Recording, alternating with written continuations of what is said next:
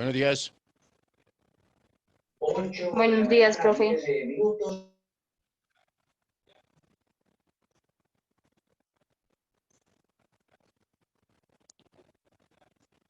Eliana, ¿me escuchas? Sí, señor. Contemplando el gobierno nacional, sí, no.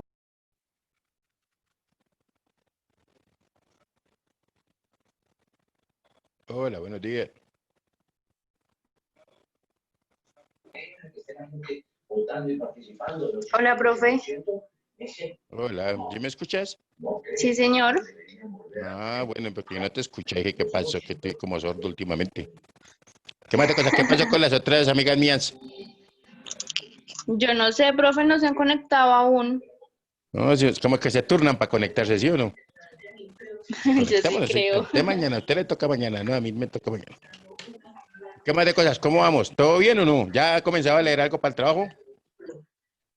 No, hoy comienzo. Ah, bueno, mal te vale. Sí, señor. Bueno, vamos a arrancar para que se motiven, ¿cierto? Si tienes con qué escribir mejor, vamos a mirar, a ver un resumen de lo que básicamente puede ser una planeación tributaria, ¿cierto? Eh, Hay una conferencia de Orlando Corredor Alejo para que más o menos tengamos un esquema general y luego proseguimos nosotros con lo que es la ubicación del derecho tributario dentro de las demás ramas del derecho.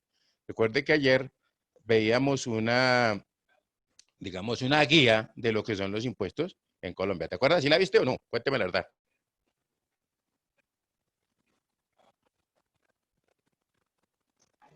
No, profe.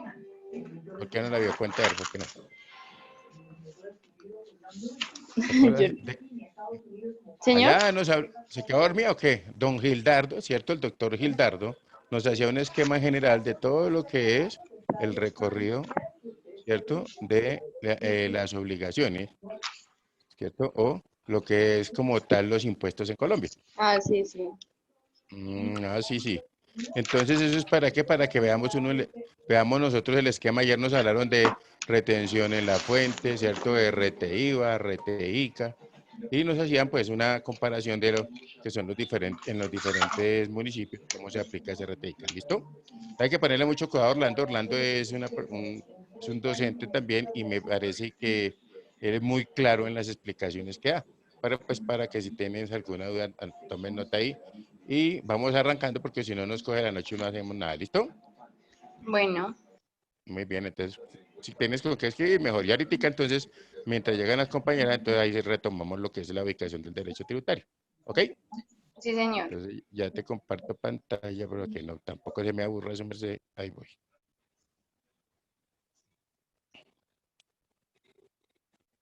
¿Estás viendo mi pantalla?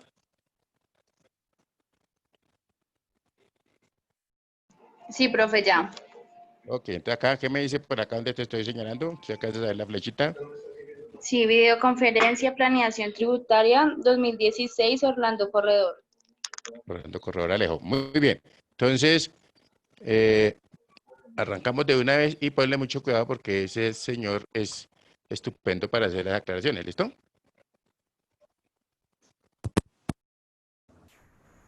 Tributaria con Orlando Corredor Alejo. Una mirada experta al panorama colombiano que le ayudará a su planeación tributaria en el 2016. Gracias por conectarse con nosotros. 4 de la tarde, 1 minuto. Bienvenidos. Mi nombre es Mauricio Arroyave y en nombre de Protección quiero darles la más cordial escuchas bienvenida bien? a este conversatorio vía streaming en el cual Sí, señor. Bueno, para que entre todos entendamos y tengamos más herramientas para tomar una decisión importante en todo lo que se relaciona con la gestión y construcción de nuestro patrimonio.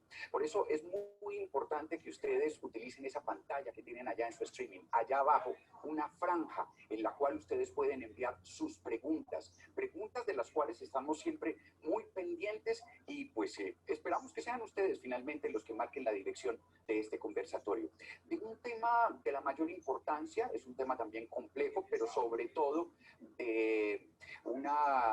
digamos, ataja la médula misma de la obligación que tenemos los colombianos con el Estado, que es el tema de la actualización y la planeación tributaria. Como les decíamos, hace parte de todas esas herramientas que Protección quiere darles constantemente a los colombianos para la construcción y la gestión de su patrimonio. Nos pueden seguir también a través del Twitter, y es muy fácil, es @protección. Hay dos maneras, entonces, a través de esa franja en sus pantallas y a través de nuestro Twitter. ¿Quién es nuestro invitado de hoy?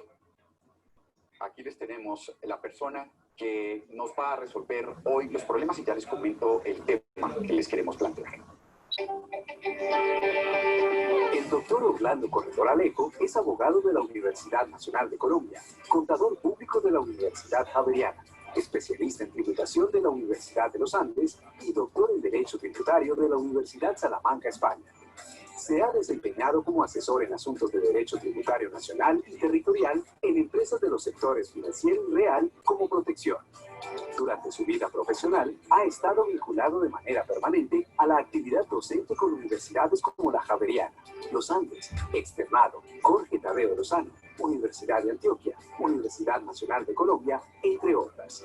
Es autor de libros y ensayos de permanente consulta por parte de contadores y tributaristas. También se ha desempeñado como presidente del Instituto Nacional de Contadores Públicos de Colombia y ha sido miembro del Instituto Colombiano de Derecho Tributario y de la AIC.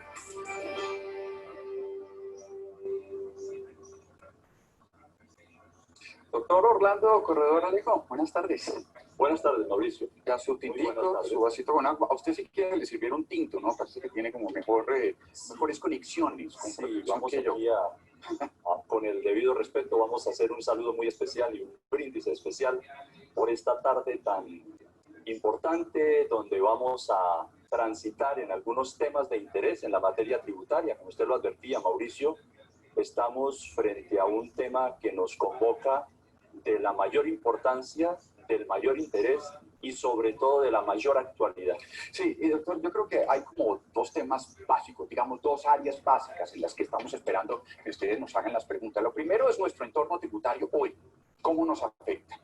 Y lo segundo, ustedes saben que existe, el gobierno conformó una comisión tributaria para que elaborara una serie de recomendaciones al gobierno nacional para una posible reforma tributaria. Esa comisión tributaria propuso una serie de elementos que todavía el gobierno no ha tomado una decisión definitiva sobre ellos, pero elementos que son muy importantes, como por ejemplo simplificar la estructura de los impuestos para las personas naturales y jurídicas. También propone gravar las pensiones, propuso gravar dividendos, aumentar el IVA, incluso poner a pagar a las entidades sin ánimo de lucro. Ese nuevo panorama también es importante que lo analicemos. A ver, doctor, empecemos entonces. Yo le quiero plantear una pregunta muy simple, muy básica, para que empecemos como una discusión sobre este tema. ¿Cuáles son las obligaciones que tengo yo, persona natural, tributarias, en este momento? Claro, muy bien, Mauricio. A ver si les... Entre otras, para poder ubicar el tema es bien importante lo que usted estaba referenciando hace un momento. Una cosa son las obligaciones actuales, otra cosa son las expectativas de potenciales obligaciones que vamos a tener en el futuro. Sí. Porque efectivamente el gobierno nacional ha designado una comisión de expertos que fue designada por virtud de la última reforma tributaria. En realidad nosotros tuvimos una reforma tributaria en el año 2014 que determinó la necesidad de hacer un estudio profundo a través de una comisión de expertos para que determinen cuáles serán los nuevos lineamientos tributarios hacia el futuro. Y efectivamente hay ya unas propuestas sobre la mesa. El día de ayer se conoció la expectativa de recaudo derivada de esas nuevas propuestas, pero como usted bien lo advierte, Mauricio, son apenas ideas preliminares. El proyecto de lo que será la reforma, que seguramente va a tener vigencia para el año 2017, solamente lo vendremos a conocer a mediados de año, calculo yo, y allí encontraremos efectivamente qué es lo que va a pasar. Van a existir unas modificaciones muy importantes hacia las personas naturales, ciertamente. Ya tendremos la oportunidad en un futuro de conversar alrededor de ese tema, porque que hay cosas para las personas naturales que pueden venir a cubrir especialmente una franja que es toda la parte media de la población. Uno puede dividir la población en tres franjas: la franja alta, la media y la baja. Lo que se tiene A nivel de ingresos, pues. a nivel de ingresos, por supuesto. Sí, para efectos tributarios es importante el patrimonio y los ingresos. Esencialmente, la reforma pretende aumentar la cobertura hacia abajo, hacia abajo. Hacia arriba mantenerla porque está suficientemente cubierta, aunque con algunas áreas de mejora que probablemente vamos a analizar en nuestra conversación de hoy.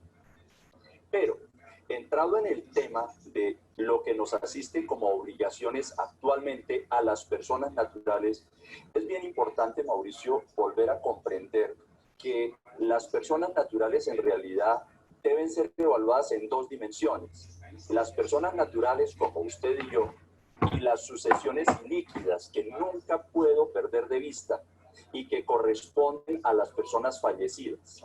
Ellas van a tener... Técnicamente eso se llama sucesiones ilíquidas. Sucesiones ilíquidas técnicamente son los bienes, el patrimonio y las rentas que deja una persona cuando fallece. Si ha fallecido antes de diciembre del año 2015, como el impuesto de renta se cubre por todo el año fiscal, el 31 de diciembre esa persona natural ya no existe, falleció, pero sigue presentando declaraciones, sigue cumpliendo obligaciones tributarias, y esas obligaciones tributarias las cubre con el mismo NIP, con el mismo nombre, pero con el rótulo de sucesión ilíquida. Vale la pena inclusive, Mauricio, volver a insistirle a las personas que gentilmente nos están siguiendo, que cuando una persona fallece, con el dolor del alma, los herederos tienen que presentarse ante la autoridad tributaria para hacer una actualización del RUT, el Registro Único Tributario, y marcar precisamente el rótulo de sucesión ilíquida. La persona se sigue identificando, sigue cumpliendo las obligaciones. Y digo esta doble dimensión, personas naturales y las sucesiones ilíquidas, porque en términos obligacionales hay dos universos para los dos tipos de sujetos que coinciden, entre otras cosas. Hablamos por un lado de obligaciones de tipo sustancial para determinar la obligación de pagar. A cada uno le corresponde pagar el impuesto. Eso que pagamos, que se determina siguiendo una metodología especial dentro de la ley, eso se denomina obligación sustancial. La obligación sustancial, entre otras cosas, que pesa sobre las personas naturales, sean naturales o sucesiones ilíquidas, también viene de distintas fuentes por diversos orígenes. Hoy quizá vamos a reflexionar sobre el impuesto de renta, pero también hay otras fuentes a través de las cuales uno cancela los impuestos. Cuando uno compra su vestido, sus zapatos, cuando compra determinados bienes, el televisor, el computador a través del cual nos están viendo, uno tiene que pagar impuestos sobre las ventas, el IVA. Uno de los temas que la reforma tributaria seguramente va a tocar, pero uno paga impuestos por esa vía. Y hay otra multiplicidad de impuestos que en este caso no vienen al caso. Pero lo que estamos queriendo decir para ponernos en contexto, Mauricio, es que nos cubren obligaciones de tipo sustancial y de tipo formal, que son las siguientes. Las de tipo sustancial van hacia el pago del impuesto, declaración de renta, pagar el impuesto, la retención en la fuente. Y dentro de las obligaciones formales, que es el segundo grupo de obligaciones, también muy importantes, debemos destacar algunas de especial interés.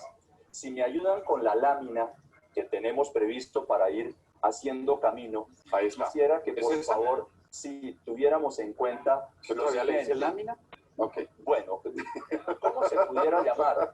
Lo que está previsto desde el punto de vista de la ley de comercio electrónico. Sí. Tenemos una ley del año 99, Mauricio, que determina que estas imágenes que nosotros estamos viendo, que bien pueden llamarse láminas virtuales o electrónicas, corresponden a verdaderos documentos y tienen validez de documentos como una hoja de papel. La aclaración vale por el apunte de que esto es una lámina virtual o simplemente electrónica. Pero la lámina nos está mostrando que hay unas obligaciones actuales efectivamente en el universo de lo formal. Sí. Quiero reflexionar particularmente sobre la primera, porque las otras las vamos a ir viendo en la medida que avancemos en nuestra charla, Mauricio. Confío en que lo podamos hacer así. Pero hay una primera obligación que tiene que ver con los medios magnéticos. La información tributaria que todo el mundo tiene que presentarle a la autoridad tributaria. He dicho todo el mundo como una manera de decir un universo, porque en ese universo ciertamente cuerda. Las personas jurídicas, que no son hoy el centro de nuestro conversatorio, y las personas naturales. Quiero advertir y quiero recordar que, de acuerdo con las disposiciones de la autoridad tributaria, todas las personas naturales y sucesiones ilíquidas que en el año 2013, oígase bien, 2013, hubieran tenido ingresos superiores a 500 millones de pesos, deben presentar por el año 2015 la información tributaria dentro de los plazos que ha señalado el gobierno. Plazos que, dicho sea de paso, como primicia, la administración tributaria acaba de modificar. Teníamos unos plazos inicialmente estructurados que el día de antier, el día 8 de marzo, la autoridad tributaria ha modificado a través de la resolución 24 del año 2016. Nos ha extendido un poquito los plazos. Lo importante aquí es saber y reconocer que yo, persona natural, en cuanto en el año 2013, año de referencia, haya obtenido ingresos superiores a 500 millones, cifra que parece importante, Mauricio, pero que realmente hay muchas personas que la cumplen. Que la pueden cumplir. Sí. Y en consecuencia, cuando yo cumplo esa partida, esa cifra, debo hacer un reporte de información a la autoridad tributaria dentro de los plazos que se vencen en abril, mayo, en junio de este año, según la resolución que acabé de citar, Mauricio. Pero, ¿cuál es el interés de destacar este punto, Mauricio? Me parece de la mayor importancia que la gente recuerde y reconozca que quienes estén en ese supuesto de hecho deben presentar una información que tiene que ver con toda su situación tributaria del año 2015. Uno reporta dentro de ese medio magnético, por ejemplo, Mauricio, lo que recibió de ingresos y de quién lo recibió, lo que se gastó, pero ojo, lo que se gastó tenga o no connotación tributaria. El año pasado, yo, Asuma, estoy obligado a reportar el medio magnético. El año pasado yo hice un viaje a Italia y tuve que comprar los tiquetes para irme a Italia. Y me fui para Cartagena también de vacaciones. Y quizá compré la gasolina de mi carro para poderme transportar, y etcétera, etcétera. La expectativa que tiene la autoridad tributaria con el reporte de medios magnéticos es que Orlando Corredor Alejo le indique a la autoridad tributaria lo que pagó y a quién le pagó para ir a Europa. Y lo que pagó y a quién le pagó por la gasolina de su carro y por el viaje a Cartagena y el hotel y el colegio de los hijos, etcétera, etcétera. Llamo la atención sobre ese tema porque inclusive en un conversatorio similar el último año, por esta misma vía, habíamos hecho una reflexión similar porque las personas naturales no estamos preparadas para reportar semejante cantidad de información. Complicarnos la vida y sobre todo no tenemos esa organización. Seguramente hay unos que sí, yo por ejemplo no la tengo. ¿En qué me gasté yo este dinero que compré la gasolina para mi auto en un viaje? Quizás no lo tenga claro tan fácilmente, ¿no? Entonces, ¿qué hacemos ahí? Planear. Planear es la palabra. En este momento la planeación ya no se puede hacer. Quienes quedan obligados o quedaron obligados, y ya lo sabíamos desde el año 2014, porque esto que estoy diciendo hoy es simplemente la repetición de algo que ya conocíamos del año 2014, Mauricio. Pero quizá queda es una lección. Cuando uno va al supermercado y compra el mercado, porque todos compramos mercado, así es, todos compramos papel higiénico, yogur, papas, etcétera. Cuando vamos al supermercado, pues lo mejor será tomar la tira del supermercado y guardar. Y si voy a la plaza de mercado, por ejemplo, voy a la plaza de mercado, no me dan en la tirilla. Claro, voy a tener una dificultad porque hay todavía un mundo informal que no expide factura. En fin, pero hay que hacer el mejor esfuerzo cuando uno ya queda en la obligación. Por fortuna, dicho, es una cifra de 500 millones de ingresos en el año 2013. Pues que es una partida que yo al menos no la cumplo, sí, pero sí conozco muchos que la cumplen y en consecuencia deben tener esa, entre comillas, organización tributaria y contable. Porque quierase o no, está detrás de todo esto una contabilidad en el sentido de llevar cuentas, no en el sentido de hacer anotaciones o registros en libros o cosas por el estilo, sino de hacer anotaciones particulares para uno saber en qué se gasta la plata para podérsela reportar a la autoridad tributaria. Con un elemento o premisa adicional, que estos niveles vienen bajando, y entonces es probable que en un año posterior le digan a todo el mundo me tiene que reportar la información. Pero venga, repítame algo porque seguramente hay muchas personas que nos están viendo en el streaming. Entre otras cosas, les cuento que hay personas conectadas en Brasil, en los Estados Unidos, por ejemplo, en Colombia, en varias ciudades en Colombia, Ipiales, Río Negro, por ejemplo, le nombro algunas que dicen, ah, caramba, yo no hice eso. Entonces, ahora, ¿qué hago? Claro. Pues, es decir, estoy en un problema. ¿Qué hago? Es importante, y voy a ir avanzando en algo adicional, ya que hablamos de Estados Unidos, de Brasil, de otros países, porque a pesar de que ahorita vamos a retomar el tema de las personas naturales propiamente tal, ya en la parte sustantiva, esta obligación que estamos desarrollando, Mauricio, de medios magnéticos, tiene que ser cumplida por todas las personas naturales que hayan presentado declaración de renta en el año 2013 y que hayan reportado en esa declaración de renta unos ingresos superiores a 500 millones de pesos. Si la persona que nos está viendo, que está en Estados Unidos, presentó declaración de renta en Colombia en el año 2013 y los ingresos reportados exceden de 500 millones en ese año, tiene la obligación de reportarle a la autoridad tributaria la información de sus movimientos del año 2015. Esa presentación es virtual, se hace por medio electrónico, hay que formalizar la firma digital y hacer el cumplimiento de algunas características formales que cada uno tendrá la oportunidad de indagar y de verificar. Pero es bien importante entender lo que acabo de decir. El que está en Brasil, en Holanda, en Estados Unidos, sea colombiano o sea extranjero, en cuanto haya presentado esa declaración de renta del 2013, tiene esa obligación cuando cumpla los requisitos que hemos señalado. Y efectivamente es un problema porque la cultura nuestra no da para que uno esté pidiendo permanentemente los soportes, pero hay la necesidad de cumplir con esa obligación. Mauricio, es bien importante y hemos dedicado este primer segmento a profundizar en el tema porque conozco de antemano en la vida práctica que muchas personas naturales olvidan esa obligación y la administración lo sanciona posteriormente porque la administración sabe lo que cada uno tiene y está confiada en recibir la información pertinente. Esa es una de las obligaciones, Mauricio, que son bien importantes, pero hay otras.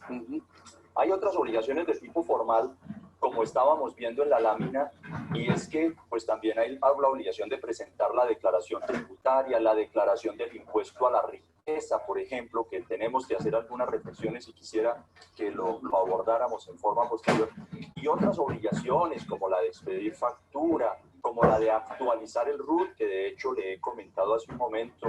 Yo debo actualizar mi RUT no solamente porque me muero, o me lo actualizan porque me muero. Sin cambio de régimen, sin cambio de dirección, supongo que también. Es que, mire, una actividad económica.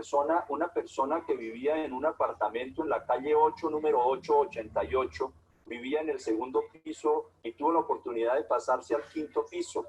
La dirección sigue siendo calle 8888, pero ya no es piso 2, sino piso quinto. Eso requiere una actualización del RUT por cambio de dirección, o porque cambié mi actividad, o porque ahora, además de profesional, estoy haciendo actividades vía streaming y entonces tengo que actualizar mi RUT. Cosas por el estilo son las que ameritan el cambio del RUT o la modificación del RUT. Eso es bien importante. Cuando yo empiezo actividades, debo hacerlo en función de la primera obligación, que es el RUT, el Registro Único Tributario, Mauricio. De manera entonces que dentro de las obligaciones actuales, para entrar en el tema, hemos visto cómo hay unas obligaciones de tipo formal que tienen que ser necesariamente cumplidas y planificadas por las personas. Sí, posteriormente seguramente vamos a profundizar sobre algunos elementos, pero más de cara al elemento sustantivo, Mauricio. Dejémoslo ahí por ahora, porque tenemos que ir a una muy breve pausa. Recuerden la franja que tienen bajo sus pantallas en el chat y ahí nos pueden formular sus preguntas. Igualmente también sepan que a través de @protección, nuestra cuenta de Twitter, se pueden comunicar con nosotros. Denos un segundito que ya volvemos. El desempeño y evolución de los mercados y de los portafolios de pensiones voluntarias Protección se reúnen ahora en un mismo sitio. Una plataforma exclusiva con el acompañamiento. Decisiones de inversión a futuro para la construcción y la gestión de nuestro patrimonio. Hoy estamos hablando de un tema importantísimo, trascendental, necesario para todos los colombianos, y tiene que ver con la planeación y la actualización tributaria. Estamos con el doctor Orlando Corredor Alejo hablando de este tema, y yo creo que sería un buen momento para que nos centremos en las personas naturales. Y le voy a hacer una pregunta. Si yo vivo en el exterior, por ejemplo, ¿tengo obligación de tributar en Colombia? Muy bien. Para poder caer en ese tema, Mauricio, metodológicamente hablando, es importante, si me ayudan con la lámina, reconocer que hay distintas clasificaciones de las personas naturales. Ahí está. Hay unas personas naturales de acuerdo con la nacionalidad, podemos hablar de los nacionales, que somos nosotros, y de los extranjeros. Pero más importante que la nacionalidad es pertinente tener en cuenta el concepto de residencia, porque existen personas, sean ellas naturales o extranjeras, que residen en Colombia. Y residir no es vivir en Colombia. Residir es permanecer en el país durante al menos 183 días durante un año consecutivo. No importa si la persona es extranjera o es colombiana, lo importante es si ha permanecido. Con seguridad, Mauricio y Orlando son residentes en Colombia porque permanecemos aquí en Colombia. Pero es posible que la persona que nos está viendo de Estados Unidos, de Brasil, de Argentina, de Alemania, estas personas colombianas se hayan ausentado del país y sean residentes en el exterior, sean residentes del otro país, es decir, son no residentes en Colombia. Importante precisar que si la persona es residente en Colombia, debe declarar en Colombia, debe cumplir obligaciones tributarias en Colombia, y lo debe hacer sobre lo que llamamos la renta mundial y el patrimonio mundial. Vale decir, la persona que está en Estados Unidos, en la medida que fuere residente en Colombia, debe presentar declaración de renta en Colombia y decirle al fisco nacional lo que se ganó en Colombia y lo que se ganó en el exterior, lo que posee en Colombia y lo que posee en el exterior. Lo mismo va a suceder con el extranjero que nos puede estar viendo, que es residente en Colombia, pueda que esté residiendo en Colombia en este momento y tenga que cumplir sus obligaciones por el solo hecho de cumplir 6 meses o 183 días de permanencia en el país. Se hace residente y eso lo convierte en una persona que debe cumplir obligaciones al país sobre la renta mundial. Ojo con eso, los extranjeros que llevan más de 6 meses en el país deben integrar a su declaración de renta lo que tienen en el exterior y lo que poseen en el exterior. Pero adicionalmente, también, si me ayudan con esta lámina, quisiera hacer notar que cuando hablamos del concepto de residencia, la residencia aplica por parejo para personas naturales y sucesiones ilíquidas de nacionales y de extranjeros. Pero particularmente para los que somos colombianos se predica una doble postura intelectual, que consiste en lo que llamamos el centro de intereses vitales y el centro de intereses económicos, para considerar que aunque el colombiano esté en el exterior, no cumpla los 183 días en el país, de todas maneras a esa persona se la sigue considerando residente para efectos tributarios colombianos cuando tenga la familia en Colombia, entendiéndose por familia esposo, esposa, compañero, compañera permanente y o los hijos menores de 18 años dependientes de esa persona que está en el exterior. Pero también se considera residente la persona cuando tiene el centro de intereses económicos en el país, entendiendo por centro de intereses económicos el poseer más del 50% de los bienes en Colombia o más del 50% de los ingresos en el país. Eso sí que es de importante, Mauricio.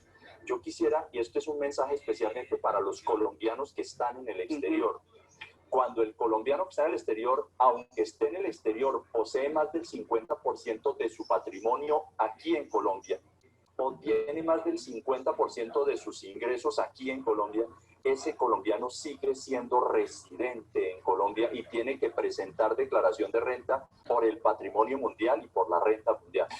Eso en relación con el concepto de residencia, que me parece fundamental, Mauricio, explicar. Hay varias preguntas que tenemos. Muchísimas gracias. Rubén Rendón, Alejandro Guacaneme, Fernando, Mónica Sanabria, Pablo, Vanessa Osorio. Preguntas que más, solo selecciono algunas que quiero como empezar a transmitirle. Hay varias que quedaron preocupados con ese tema de las responsabilidades de llevar el récord de gastos. Y por ejemplo, Alejandro Guacaneme nos pregunta, y aunque usted ya habló de esto, pero sería bueno como hacerlo rápidamente para una claridad. Una persona con unos ingresos promedios de 70 millones anuales tiene esa responsabilidad de llevar el récord de sus gastos. Como para evitar solucionar estas preguntas, porque hay gente que la tiene. Por supuesto, todo está en función del nivel de ingresos. En este caso hemos dicho, y es un hecho ya cumplido, cuando usted en el año 2013 tuvo 500 millones de pesos de ingresos, debió enterarse oportunamente que le asistiría la obligación futura de reportar para pedir todas estas informaciones o para tener todas estas pruebas. En el nivel de ingresos que señala la persona, claramente no hay la obligación de tener esos soportes para efectos del reporte de información en medios magnéticos, pero sí se debe tener en cambio el soporte para efectos de la declaración de renta, porque hay algunos gastos dentro de la declaración de renta que son admitidos. Por ejemplo, yo pago salud prepagada o salud obligatoria. Para que a mí me valgan ese gasto, debo tener el recibo, y ese recibo lo debe tener cualquier persona que tenga unos ingresos superiores a alrededor de 30 millones de pesos al año. De tal manera que ahí hay una mayor cobertura. Pero de cara a la obligación que hablábamos al comienzo, sí, Mauricio, esta persona no está obligada. Sería importante como recomendación que las personas se acostumbraran a hacer su archivo, estén o no estén obligados, porque cualquier cosa puede suceder en el futuro. O sea, las abuelas que llevaban la cuenta en el cuaderno tenían razón. Yo creo que tenían razón, sí, señor. Mi mamá tenía razón, lleva nota los 500 pesos que se gastó en el huevo. Por supuesto, mi abuelita Mercedes tenía razón. Tenía razón. Mire, Pablo, a ver, yo le pregunto, Mónica Sanabria, en personas de estrato medio, ¿cómo les afecta el entorno tributario en la actualidad? Bueno, realmente les impacta de manera importante, aunque realmente lo podríamos pensar en dimensión de lo que es la tributación de las personas naturales, en el sentido de que una persona del estrato medio pues tiene que cumplir obligaciones que se miden tributariamente de acuerdo con la propia capacidad. Vale decir, hoy las personas naturales tienen diversas clasificaciones. Si me ayudan con esta lámina, quizá puedo ayudar a orientar el tema. Porque las personas naturales y la sucesión ilíquida liquidamos el impuesto siguiendo un par de sistemas que la ley ha consagrado, que es el sistema ordinario, el normal, donde yo tengo unos ingresos, lo que me gano, unos gastos y unos costos, de manera que el neto entre eso es mi renta que está sujeta a imposición, entendiendo por supuesto que los costos y gastos son los aceptados fiscalmente hablando, porque yo cuando me fui para Europa ese gasto no lo puedo deducir de mi renta, ese gasto va por cuenta mía. Cuando yo pago la salud prepagada, ese gasto sí va en mi declaración de renta, lo cual en el fondo envuelve una especie de subsidio, Mauricio, porque si yo me gano 1.000 pesos y me gasto 1.000 en el viaje a Europa, yo tengo que pagar impuestos sobre el valor completo porque el gasto no es deducible. Pero si yo me gano 1.000 y me gasto 200 en medicina prepagada, yo tengo que pagar mi impuesto sobre 800, pensemos en el ejemplo. Cuando yo no pago impuestos sobre 1.000, sino sobre 800, claramente lo que está sucediendo es que el Estado me está rebajando el impuesto que de otra manera hubiera tenido que pagar, y eso se vuelve una especie de subsidio para cierto tipo de actividades. Pero entonces, de cara a la pregunta de la persona de la franja media, pues tenemos que Mónica Sanabria, saludo especial para Mónica, además del sistema ordinario, pues tenemos el IMAN y el IMAS, que es un sistema que, entre otras cosas, la comisión de expertos ha llamado la atención para hacerle modificaciones en la próxima reforma porque no ha dado los resultados que convendrían. Pero el impuesto mínimo es el que tenemos que pagar todos cuando estamos en determinada situación tributaria y se liquida siguiendo una metodología que en este caso no vamos a desarrollar, por supuesto, pero quizá el referente del tema, Mauricio, es que las personas de la franja consultada tienen que pagar el impuesto de acuerdo con su capacidad, que puede ser, si hablamos de una franja media, de personas que están entre 30 millones y 100 millones, si hablamos de esa franja, concretamente de ingresos entre 30 y 100 millones, yo diría que esas personas pagan progresivamente entre 0 y el 18% de impuesto. O sea, más o menos, si yo me gané 100 millones de pesos, tengo que entregarle al Estado el 18%, más o menos, en cifras redondas. Esa sería la contribución que yo le hago al Estado por efectos de haberme ganado 100 millones de pesos. Pero si me gané 30, no tengo que pagar impuesto sobre eso porque está en la franja mínima. En Colombia reconocemos, además, Mauricio, una franja de empleados, una franja de trabajadores por cuenta propia y las demás personas naturales que tienen la misma incidencia respecto de la liquidación y del cumplimiento de las obligaciones tributarias. Eso esencialmente es el punto de partida. ¿Usted va a ir al concierto de los Rolling Stones en Bogotá? Si el aguacero y lo que está sonando detrás de nosotros nos va a dejar, por supuesto que lo vamos a hacer. Es que para eso le quería advertir, y quienes nos están oyendo y están escuchando los truenos, aquí desde donde estamos transmitiendo este streaming en Bogotá, está cayendo un aguacero que nos refresca por un lado a quienes estamos ahogados con el fenómeno del niño, pero nos plantea serios problemas para el concierto de los Rolling Stones. Entonces, por ahora, sigamos con este aguacero de ideas tributarias, de preguntas. Hay una pregunta que también me cae como un trueno, básicamente porque no la entiendo, y es de Juan José Baena. Se la voy a leer tal cual, porque a ver si usted me ayuda a entenderla. Los ingresos de 2013 base para informar exógenamente incluyen los obtenidos por ganancia ocasional. Qué buena pregunta. Por eso se la hice. Qué buena, claro, Mauricio. Usted está seleccionando las mejores preguntas y las más difíciles. Efectivamente.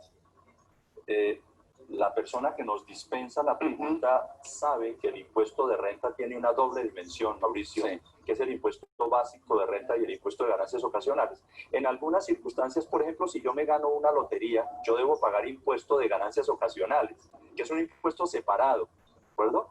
Si yo vendo mi carro después de 2 años y si alcanzo a tener algún grado de utilidad, eso paga ganancia ocasional. Si recibo una herencia, muy bien, Mauricio. En cuanto siga así, va a tener que ocupar el puesto de aquí. Bueno, sí, pero próximo usted me entrevista, doctor Corredor. Acierto en decir que desde el punto de vista tributario, la ganancia ocasional representa un ingreso por ganancia ocasional. La sucesión que recibe la persona representa un ingreso por sucesión ilíquida, por sucesión, perdón, ganancia ocasional. El que recibe el honorario recibe un ingreso ordinario que no es ocasional. El que recibe el salario recibe un ingreso que es ordinario, no ganancia ocasional. En todos los casos son ingresos. Razón por la cual, frente a la pregunta que nos hace el amigo Baena, tengo que decir que efectivamente dentro del cómputo de los ingresos se incluyen tanto los ingresos ordinarios como los correspondientes a las ganancias ocasionales.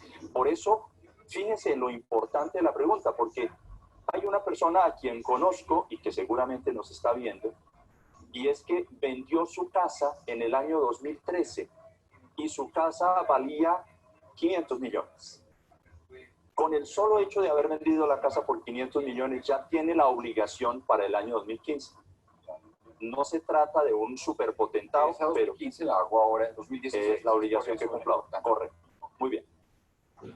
Mauricio, permítame, hago una pequeña reflexión alrededor del tema que venimos hablando en dimensión de la obligación de declarar renta, porque también no solamente para la franja media, baja o alta, la obligación de presentar declaración de renta es fundamental, pero lo quiero hacer en 2 minutos, seguro, valiéndonos de la lámina que tengo, la necesidad de que me ayuden a proyectar para poderle decir a las personas que gentilmente nos están siguiendo que la autoridad tributaria emitió un concepto de la mayor importancia en diciembre del año pasado que tiene que ver con la obligación de presentar declaración de renta por parte de los colombianos y extranjeros no residentes en Colombia que estando en el exterior poseen bienes en el país. La situación de hecho es, yo estoy viviendo en Alemania desde hace 20 años, pero sigo teniendo un apartamento, una casa, una finca, bienes en Colombia. Pero resulta que esos bienes que valen 800 millones, cualquier cifra, esos bienes no me generan ninguna renta. Allá vive mi abuelita, mi tía, mi hermano, yo no cobro arrendamiento, etcétera, no genero ningún ingreso. Pregunta, ¿el solo hecho de tener un patrimonio en Colombia me hace declarante de renta? La autoridad tributaria dijo a través del concepto 33112 del año 2015 que los colombianos que estén en el exterior, que aunque estén en el exterior posean bienes en el país y que no generen ingresos en Colombia, no están obligados a presentar declaración de renta en el país. Y esto es bien importante porque veníamos acostumbrados a una tradición a través de la cual las personas naturales, independientemente de si recibían ingresos o no, tenían que declarar renta cuando tenían patrimonio, tenían patrimonio superior a 4.500 unidades de valor tributario, que eso ya es una cifra de alrededor de 140 millones de pesos. El solo hecho de poseer el patrimonio se le decía, usted tiene que presentar declaración. Muy afortunada esta doctrina, Mauricio, de la autoridad tributaria, que nos enseña que el hecho de tener un patrimonio en Colombia no obliga a la persona a declarar renta. Lo que verdaderamente obliga a la persona a declarar renta es tener ingresos en el país, y si se poseen bienes o no se poseen es un elemento secundario. Bien importante esta doctrina, especialmente para los seguidores que están al otro lado del mar. Yo los voy a meter ahora en un tema después de una breve pausa, y es el siguiente, pero para que nos vamos preparando. Los fondos de pensiones voluntarias, los fondos de inversión, ¿qué papel juegan en todo este ambiente tributario? ¿Cómo entran los fondos? En unos segundos, oiga, siguen cayendo truenos, ¿no? ¡Qué barbaridad!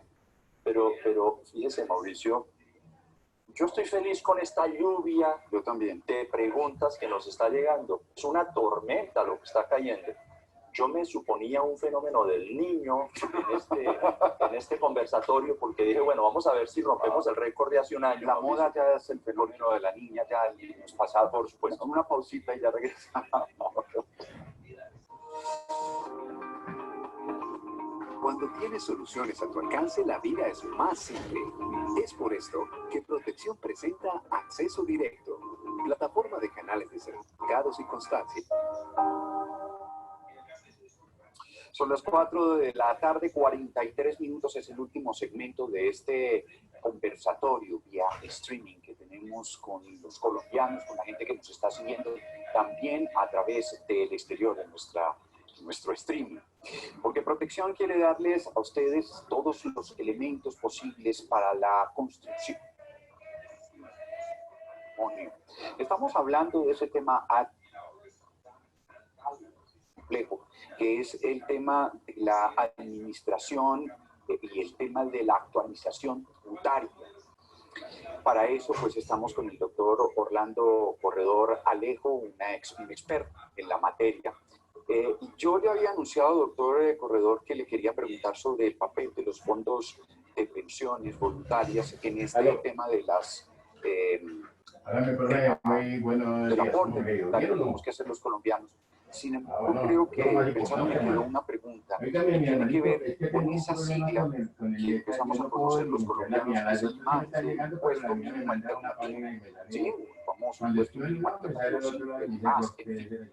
Las exenciones para ese impuesto, yo creo que sería bueno que tocáramos rápidamente ese punto de neutralidad. Sí, Mauricio, bien afortunado en el punto porque nos complementa lo que recién estábamos diciendo antes de la franja anterior, porque como estaba señalando, existe una tributación a la renta que se mide por el sistema ordinario y por el IMAN o el IMAS. Sí. Y el año pasado hubo un hecho muy relevante en relación con el tema, porque la Corte Constitucional emitió una sentencia que está referenciada, la sentencia C-492, que quizá me pueden ayudar a presentar dentro de la lámina para efectos de juzgar una circunstancia. Para efectos del imán y del IMAS, la determinación de la base gravable se hace siguiendo una estructura que consideró la ley, pero resulta que bajo el sistema tradicional, las personas naturales tenemos derecho a una exención del 25%. Me explico. Orlando Corredor Alejo es asalariado. Orlando Corredor Alejo es profesional independiente. No importa si es asalariado o trabajador independiente, recibe o salarios o recibe honorarios. En esa dimensión, él tiene derecho a una exención del 25%. Si se gana 1.000, realmente no paga impuestos sobre 1.000, sino sobre 750. Pero la ley determinó que cuando yo calculo mi base ordinaria, debo comparar ese resultado contra la base mínima, el famoso imán, que cuando se depura no contiene por dentro el 25% de exención. Es decir, se asume que aunque yo pago impuesto ordinario sobre 750, el imán lo debo calcular sobre 1.000 para que me entiendan el ejemplo. Las depuraciones del imán no admiten ese 25%. La Corte Constitucional, en la sentencia que emitió el año pasado, estableció que no es constitucionalmente válido impedir o no permitir ese 25% dentro del imán, lo cual se vuelve una novedad. Y es una novedad porque entonces ahora el sistema imán va a liquidar el impuesto sobre 750, igual que en el ordinario, pero con una aclaración importante que hizo la Corte. Si me ayudan con la lámina que tengo acá, la estamos viendo, es este conocimiento que estamos transmitiendo de esta sentencia no aplica para el año que acabo de cerrar, aplicará para el año 2016. Es decir, cuando usted haga su declaración de renta y liquide su impuesto por imán, o si lo liquida por la declaración de IMAS, va a tener en cuenta la depuración sin el 25%, porque ese 25%, dijo la Corte, solamente va a aplicar para el año 2016, que no para el año 2015. La declaración de renta, vale la pena aclararlo, quizá por puro aspecto preventivo.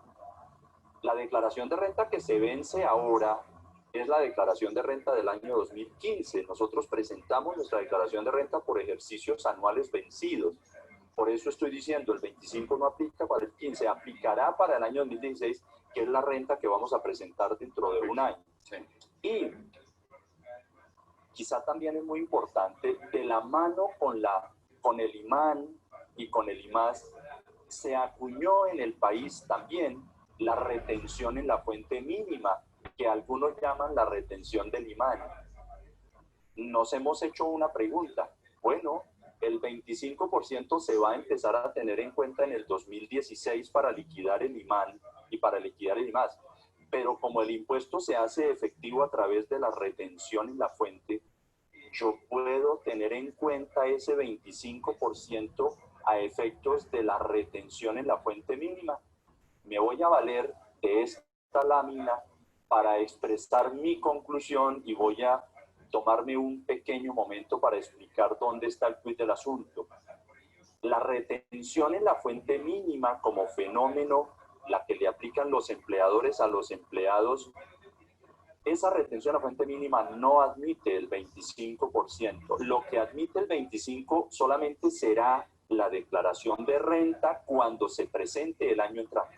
La retención a fuente mínima se calcula todos los meses, Mauricio. Es una retención que se calcula sobre una base similar a la del imán. Pero, lamentablemente, la sentencia de la Corte no hizo referencia a la retención mínima, sino exclusivamente se refirió al impuesto liquidado anualmente por el imán o por el IMAS, permitiendo la inclusión del 25% allá.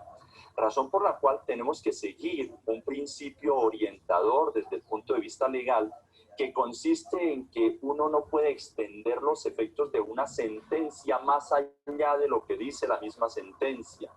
Por esa razón, queridos amigos que nos están viendo y que tienen el conocimiento sobre el tema, tengan en cuenta que la retención en la fuente mínima, si bien coincide con el impuesto mínimo, no por ello significa que la retención deba computar ese 25%. No lo tiene. y como no la tiene, simplemente se hace la retención a renta mínima siguiendo las bases tradicionales. Sí, Mauricio.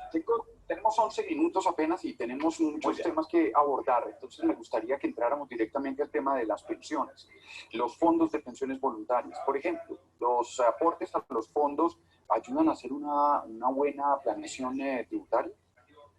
Por supuesto que tenemos que hablar de fondos de pensiones y hay varias cosas que yo quisiera expresar esta tarde, Mauricio, en relación con el tema. Primero, sabemos y reconocemos de manera suficiente que hacer aportes a los fondos de pensiones genera un beneficio tributario hasta un nivel equivalente al 30% de lo que las personas obtienen en el año. Ese es un elemento que ha venido tradicionalmente funcionando y que normalmente la gente reconoce. Pero ¿qué pasa? Los fondos de pensión en realidad se abren en dos niveles. El nivel de los fondos abiertos que llamamos y de los fondos institucionales, que son los que patrocinan las empresas a favor de sus trabajadores. Quiero hablar de los fondos abiertos, los que nosotros, personas naturales, podemos, a los que podemos aportar para lograr un beneficio tributario. Hace un rato le decía a Mauricio, si yo me gano 1.000, yo pago impuestos sobre 750. Pero ¿cómo puedo planear para no pagar sobre 750, sino sobre un poco menos?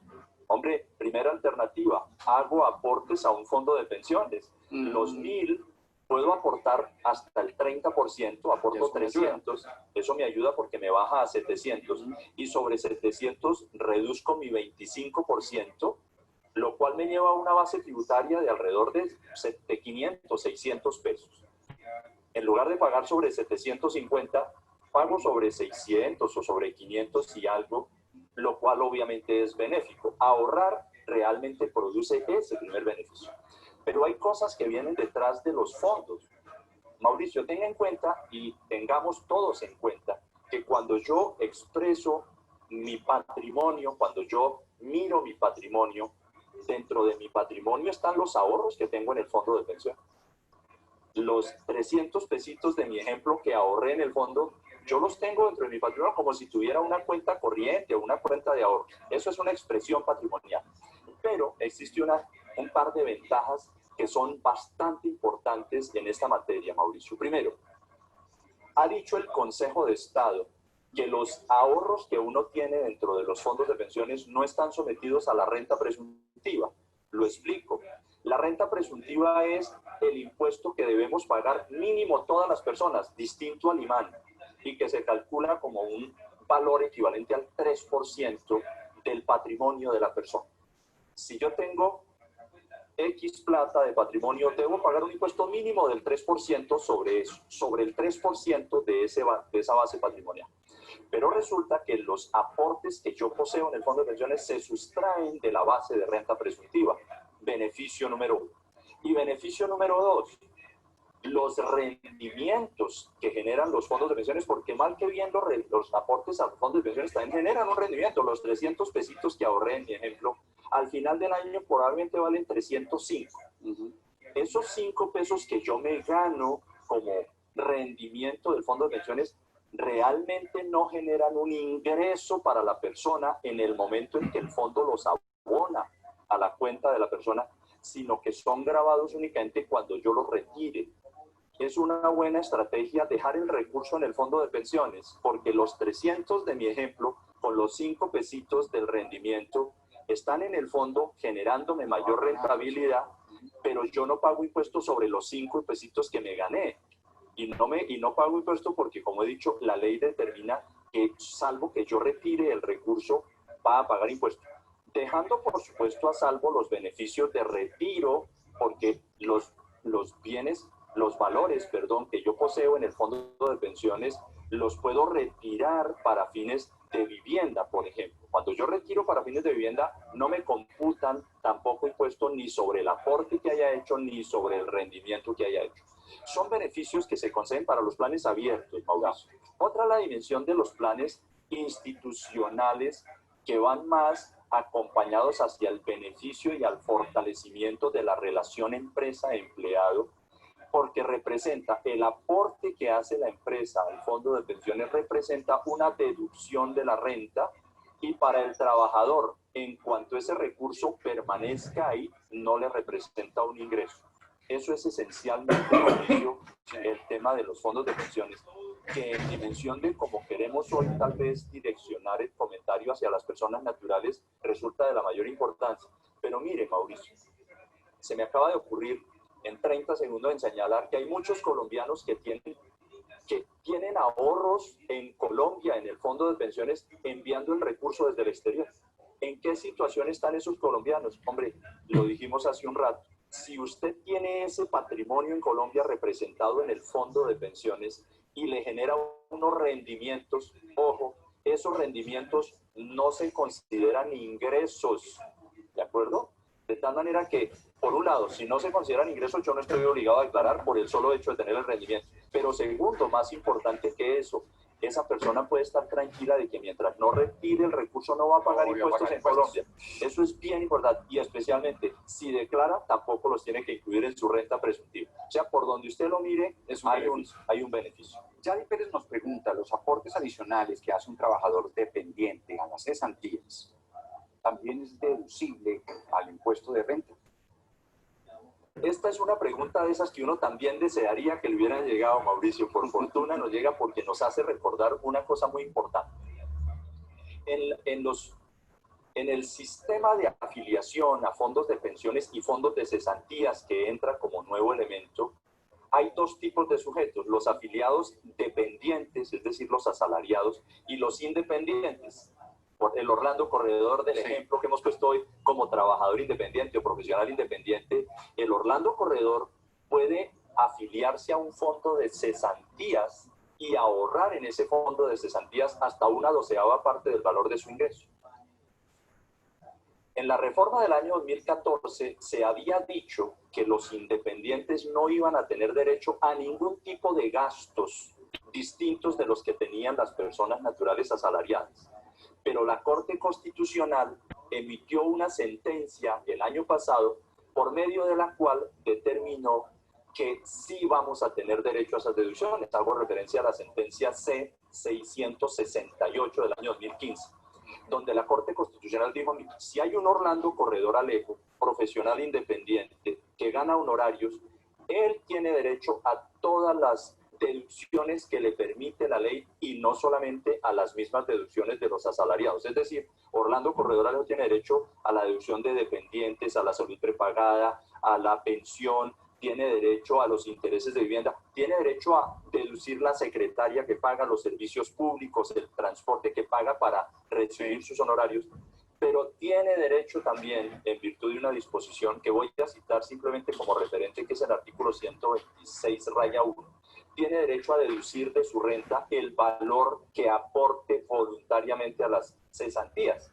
La respuesta entonces es afirmativa. Las personas naturales independientes tienen derecho a deducir no solamente los gastos propios de su actividad, sino también los ahorros que hagan en los fondos de cesantías. Es bien importante que las personas tomen la cultura del ahorro, tanto en fondos de pensiones como en fondos de cesantías. Tenemos unos 3 minutos más o menos, y uno más que me ahorre, que me robe sin pagar impuestos, para hablar del tema de las expectativas que podríamos tener con esas recomendaciones de la Comisión Tributaria.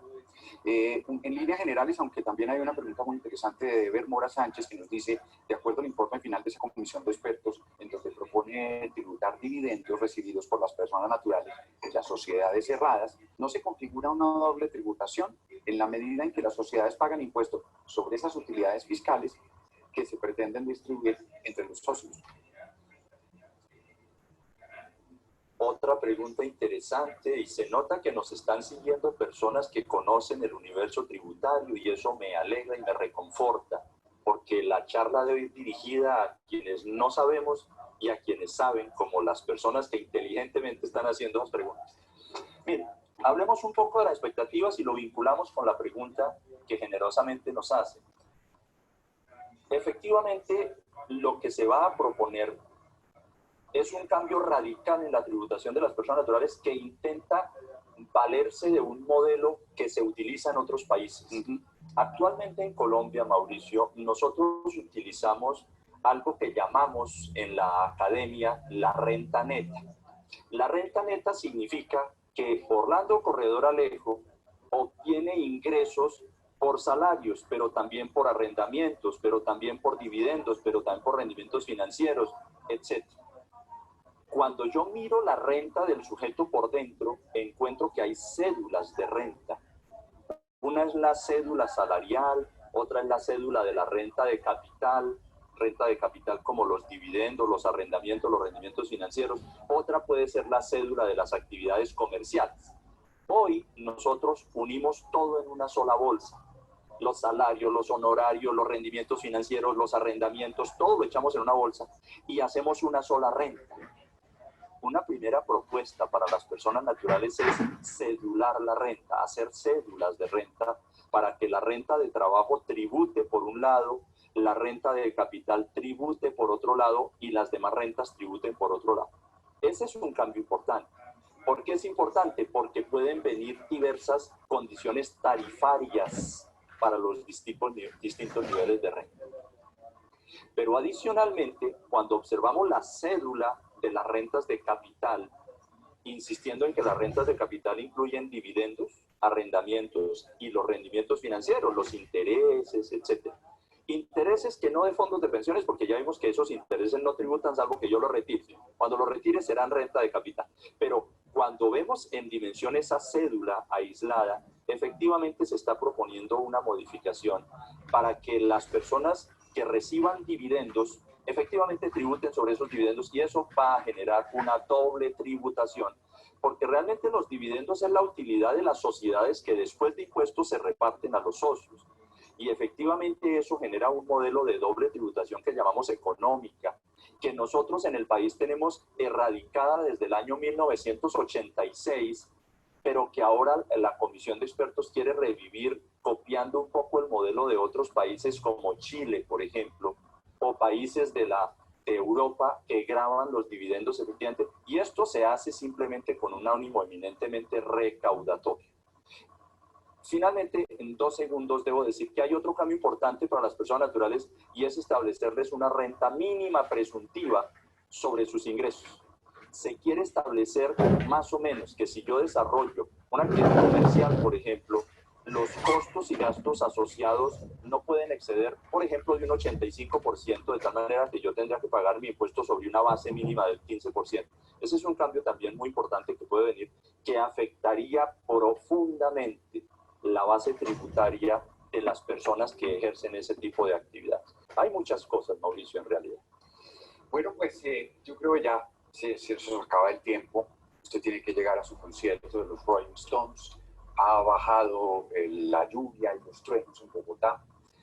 Pero de verdad, muchísimas gracias a ustedes. Contarles que esta charla va a quedar disponible para todos en la dirección www.proteccion.com/inversiones. Ahí la pueden encontrar. También pedirles, porque para nosotros es muy importante para saber cómo estamos manejando esto, y si ustedes están conectados con nosotros o tenemos que hacer más esfuerzos, que tienen una encuesta que van a encontrar allá en la página. Muchísimas gracias, doctor Corredor. Que le vaya muy bien. ¿Su canción favorita? Muchas gracias. Un abrazo especial para todos los que nos han visto. Todas las canciones de los Rolling Stones son apreciadas, bien entendidas, bastante escuchadas, porque rememoran una época antigua de nuestra juventud, de tal manera que, de verdad, un abrazo especial para todos y muchísimas gracias. Muchísimas gracias a ustedes. Mi nombre es Mauricio Arroyave. Gracias por acompañarnos en este streaming de protección. Hasta una.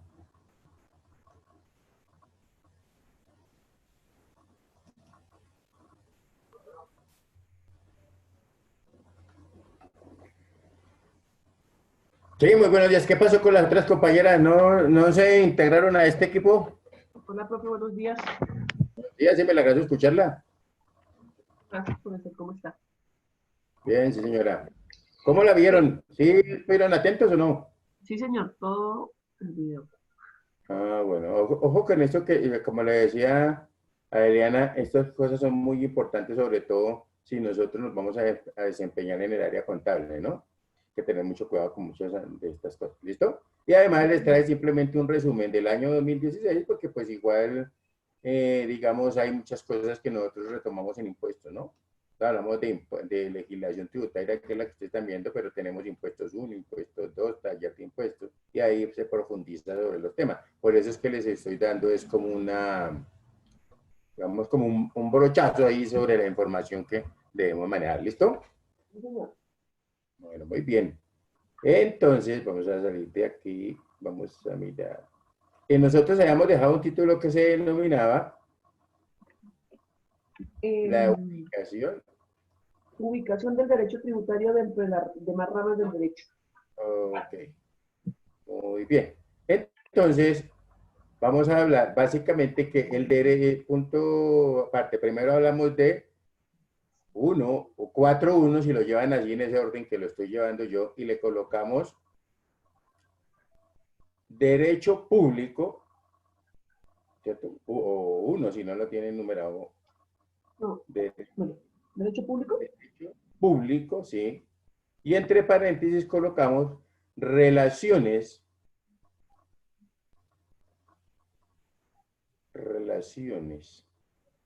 entre el Estado y los particulares. O sea, ¿qué hace ese derecho público? Regular las relaciones entre el Estado y los particulares, ¿correcto? Sí, señor.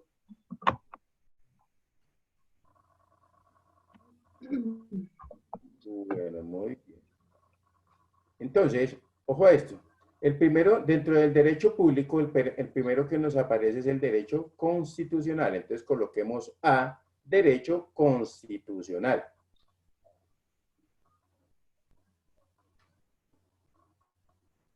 Y decimos 2 puntos. Establece cuáles son los órganos del Estado, coma,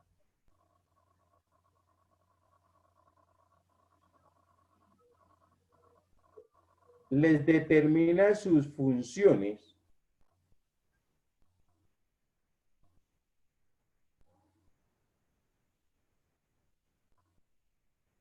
coma, cuáles son los órganos de gobierno,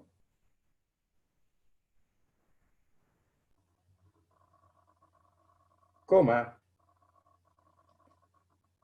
cuál es el ejercicio del poder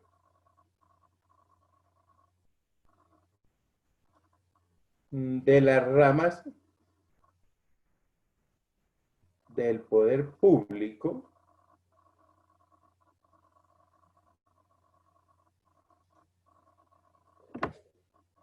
y en general los principios y límites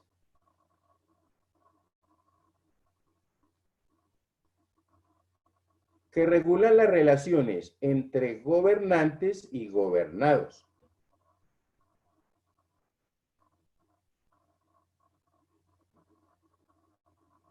Punto aparte.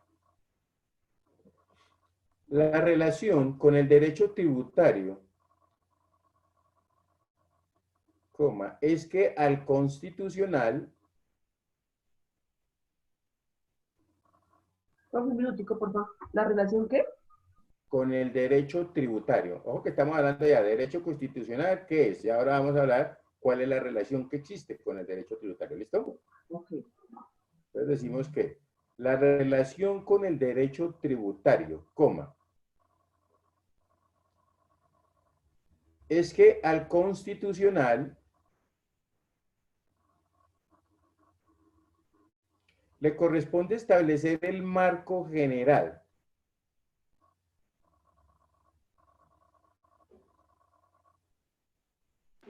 ¿Le corresponde qué, profe? corresponde establecer el marco general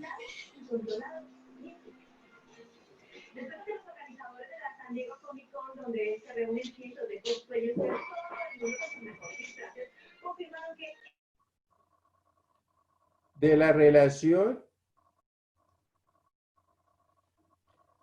de derecho público que se establece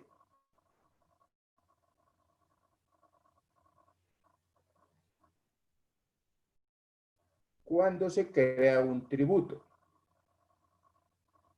coma.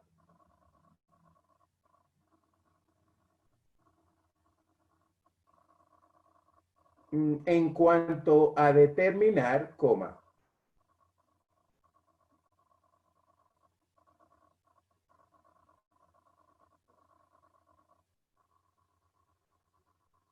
¿cuáles son los órganos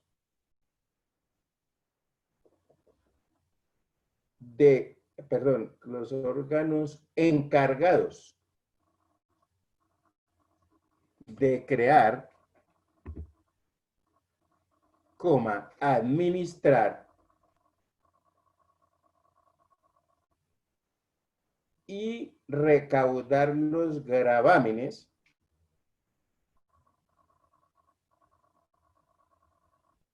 no se les olvide que ese gravámenes es con V, ¿correcto? Porque viene de la palabra pues, de gravamen, de impuesto como tal, mientras que el gravar con B, pues, también existe, pero ya se refiere a otro tipo de, por ejemplo, el de grabar información en un software, el de grabar de hacer una, ¿cómo se llama eso? Una escultura, etcétera, etcétera. ¿Listo? Sí, señor. Muy bien. Coma, es decir, coma, que en la Constitución Nacional, coma, se encuentran los fundamentos y finalidades de los impuestos.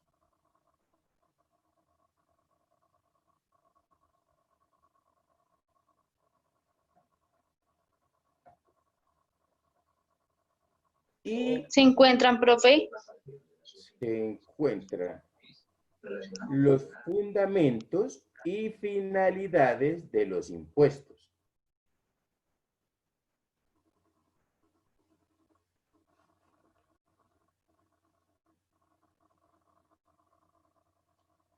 Y los principios que regulan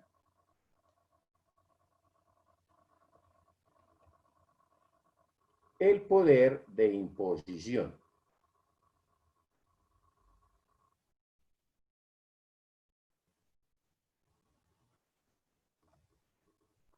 ¿Listo? Entonces recordemos que fundamentalmente cuando nosotros hablamos de la Constitución, recuerde que se dice que la Constitución es la voz de ¿quién?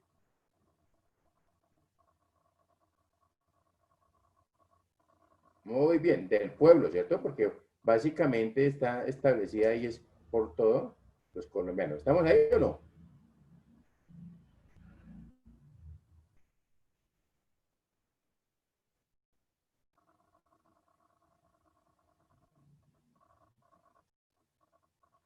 Muy bien, colocamos, ¿sí me escucharon? Sí, profe. Ok. Entonces hablamos de B, derecho administrativo.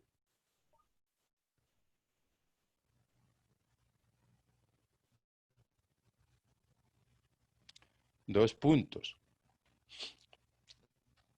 Tiene como objeto el estudio de la organización jerárquica del Estado, coma,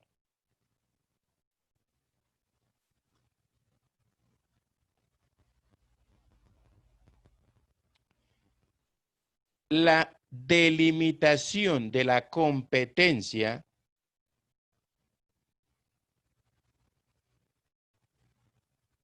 de los funcionarios públicos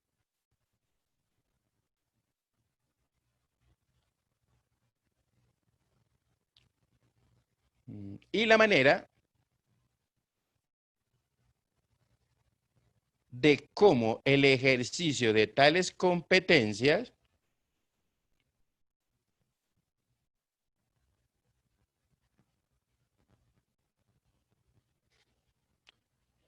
afecta a los particulares.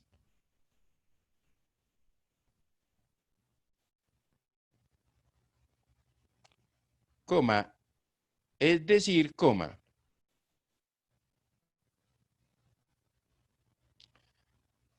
regula la actuación administrativa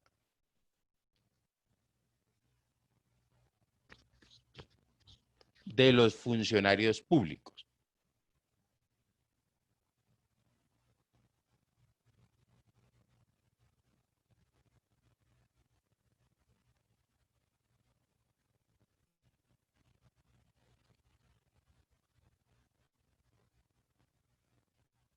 ¿Listo? Entonces decimos punto aparte. La relación con el derecho tributario.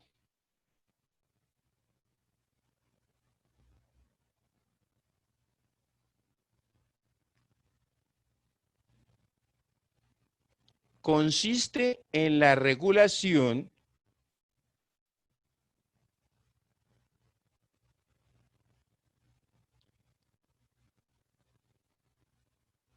de las actuaciones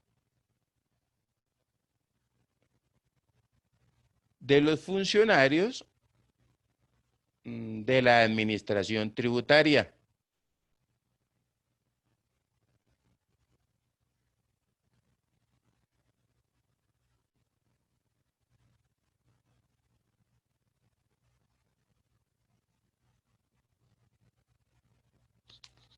Coma, encargado de establecer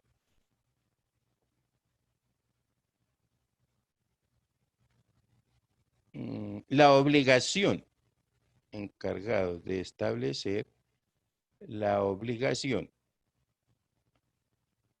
a cargo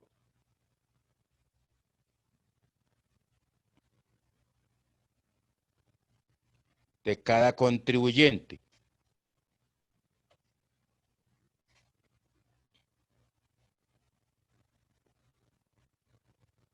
Coma, recaudar los impuestos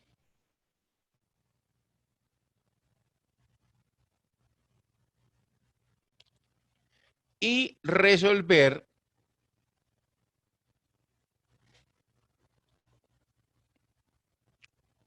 los problemas que se susciten o se presenten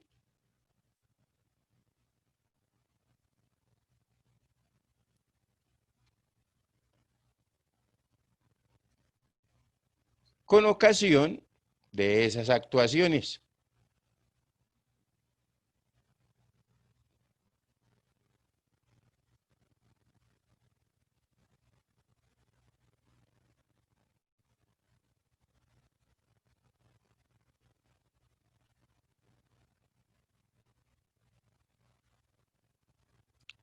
Muy bien. Entonces, ojo a lo siguiente.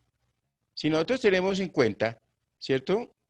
Básicamente por eso es que cuando de pronto algún funcionario emite un concepto o emite, de pronto, digamos, hay una resolución donde dice que me negaron a mí un permiso para algo, por ejemplo, ¿cierto? O que yo no cumplí. Generalmente siempre el funcionario de la administración tributaria, pues, se pega, digamos, a todo lo que está establecido en el derecho administrativo como una forma de él blindarse. Puede que en un mismo documento le repita 10 veces el artículo, ¿cierto? Y el literal, o le repite el artículo y comienza a desglosar los literales que, digamos, donde se contempla más bien como el desacato a ciertas normas establecidas en la legislación. ¿Estamos ahí? Sí, profe. ¿Listo? Porque si no, ellos pueden ser penados, o sea, pueden ser multados. Recuerden que la DIAN por ahí sacó unos, digamos, la mayoría de las personas a veces cometían errores y decían que era que un funcionario de la DIAN les había dicho tales cosas. Y por eso fue que por ahí se dijo en cierta ocasión que, digamos, los conceptos de la DIAN, porque uno citaba un concepto, ¿cierto? De acuerdo al concepto de tal funcionario, ¿puedo estar equivocado? Sí, puedo estar equivocado, ¿cierto?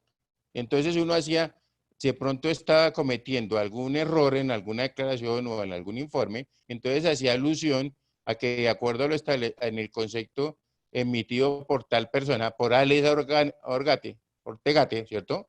De acuerdo al concepto yo hice eso porque aquí ella me dijo que lo podía hacer así, ¿correcto? O sea que pudo ser que Alice tuvo una interpretación errada de la norma. ¿Estamos ahí? Entonces, esa interpretación que hace Alice, pues obviamente, ¿cierto? Lo que dijo la Diana en su momento era que era solamente a nivel interno, ¿cierto? O sea que, por ejemplo, Alice me puede comentar a Humberto Castillo o le puede comentar a Eliana, pero es a nivel interno. ¿Estamos ahí? Que para eso, esa era la validez que tenía. ¿Estamos?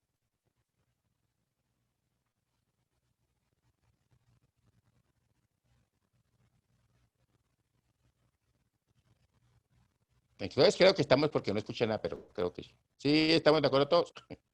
Sí, profe, yo le dije que sí, profe. Ah, es que casi como no se me escucha. Entonces, vamos para el siguiente que se llama C, Derecho Internacional Público.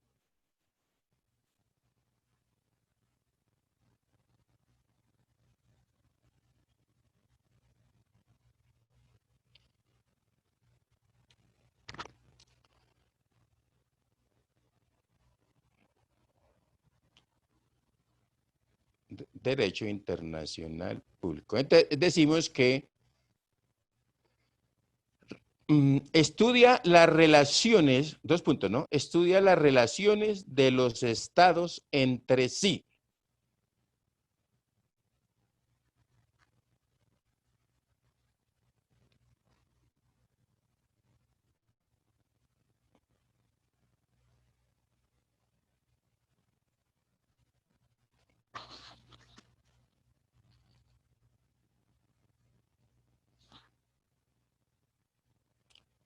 Coma, desde el punto de vista de la justicia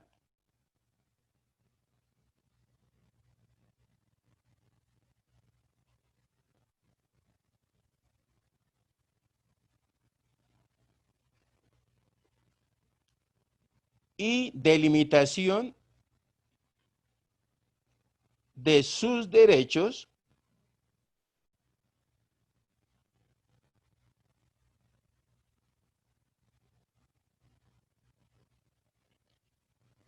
coma, en beneficio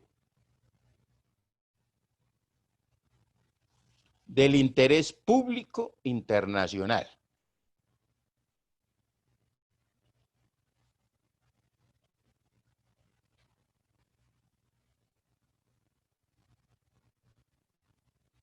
Punto aparte. Su relación con el derecho tributario, coma,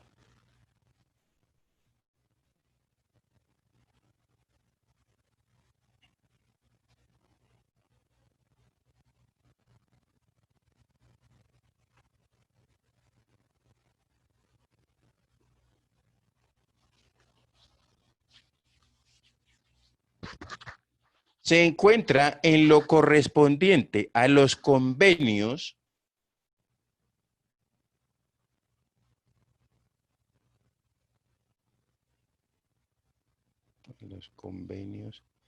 entre países, coma, o grupos de países, coma,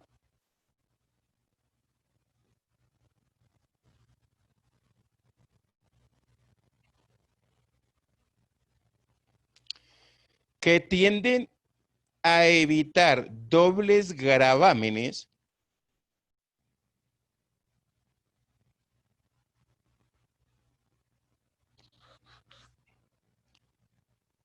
y a crear incentivos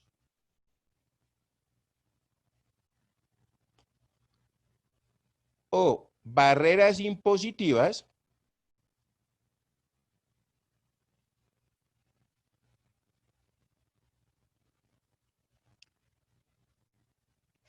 por motivos del desarrollo económico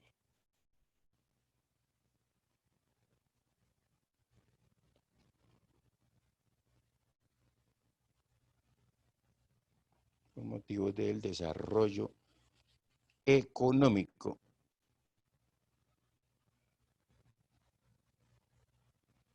del país, ¿cierto? Fundamentalmente, ¿no? Por motivo del desarrollo económico del país. Entonces, ojo a esto. Ese derecho internacional público, ¿cierto? Ya le dice que estudia las relaciones entre los estados entre sí y habla desde el punto de vista de justicia y delimitación de los derechos, ¿cierto? Entonces, ojo a esto. Yo creo que, digamos, como una explicación la puede encontrar uno, ¿cierto? En el evento en que se presente, digamos, espéreme, aquí yo le comparto aquí esta sin.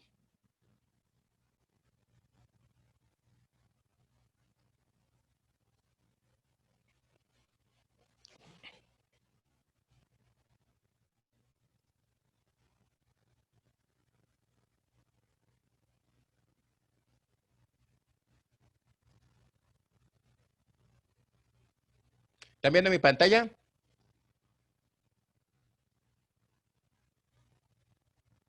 Sí, profe. Ok, entonces voy a poner esa lineecita negra ahí para que me la vean, ¿cierto? Entonces resulta que, mire, yo voy a hacer un transporte. Esto vamos a colocarlo por acá. Pongámoslo aquí pequeñito, así. Voy a decir que yo voy a salir desde este punto, ¿cierto? Y vamos a colocarle que en este punto está, eso se llama Perú, o Lima, mejor dicho, ¿correcto? Ahí encontramos a Lima. Que el transporte va a estar, voy a ponerle por aquí, desde Perú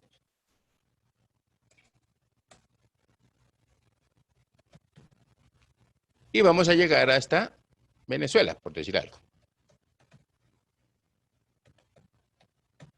¿Listo? Entonces, si yo me pongo a observar que esa mercancía que sale o ese transporte, ¿cierto? Por ejemplo, si uno mira en Colgate, en la parte de atrás de las cremas dentales, de los jabones, ¿cierto? Ahí le mencionan a uno en muchas ocasiones dónde estamos, ¿cierto? O digamos, dónde está la fábrica o quién es uno de los, o quiénes están autorizados para distribuir ese producto en un momento determinado. ¿Listo? Entonces, cuando yo arranco aquí de Perú, también tengo que, para poder llegar en transporte terrestre, ¿cierto? Pues obviamente tendré que atravesar a quién. Llegar de Lima, ¿cierto? Yo le coloco acá Lima, ¿cierto? Tengo que llegar aquí a algo que se llama Tumbes, ¿correcto? Por ejemplo, que es la frontera, esa frontera que tenemos aquí. Y aquí en este Tumbes se va a encontrar con Guaquillas, por ejemplo. Y este Guaquillas, ¿a quién corresponde? Vamos a ponerlo por acá, a Ecuador. ¿Listo? Entonces decimos aquí. Pero Ecuador, este Ecuador, además, tiene otra, estas son las fronteras, ¿no? Entonces aquí está esta frontera, pero aquí en Ecuador también tiene una frontera con Colombia, ¿sí o no? ¿Estamos? Sí, señor. Sí, señor. ¿Que se llama cómo?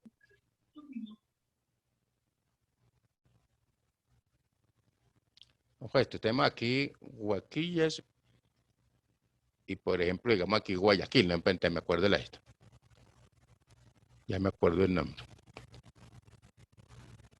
Entonces, ojo a esto, simplemente. Y por aquí encontramos a quién.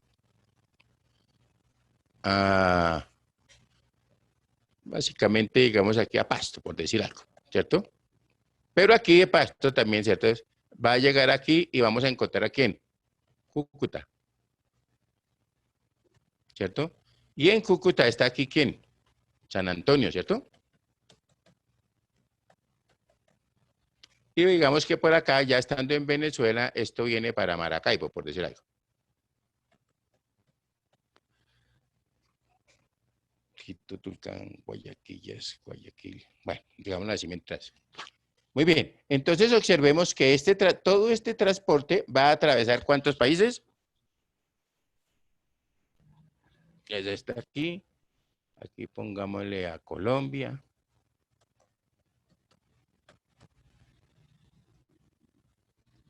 Y pongámoslo aquí.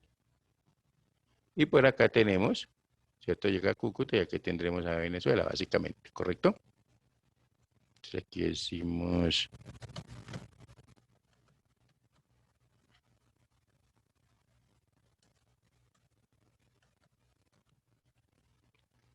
Muy bien, entonces observemos lo siguiente.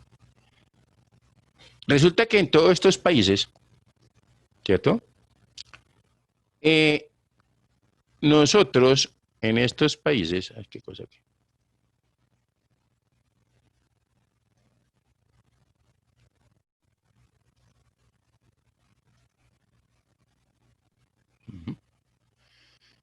Muy bien, en estos países nosotros tenemos unas fronteras y hay también equipo de transporte, ¿correcto? Entonces, ¿qué pasa? Si, por ejemplo, Colombia, que eran los más avispados, ¿cierto? Tiene digamos, él va a cobrar todo este transporte, pues obviamente dice que los estados, ¿cierto? Dicen, se preocupan, ¿cierto? Por sus nacionales también, por ejemplo, como en Ecuador o en Perú, ¿cierto? Que el transporte lo haga desde Lima y llegue hasta Maracaibo, un solo vehículo y que sea colombiano, ¿cierto? Pues obviamente el ingreso correspondiente a los nacionales de Perú, de Ecuador y de Venezuela, ¿dónde se está quedando? ¿O dónde se quedaría más bien?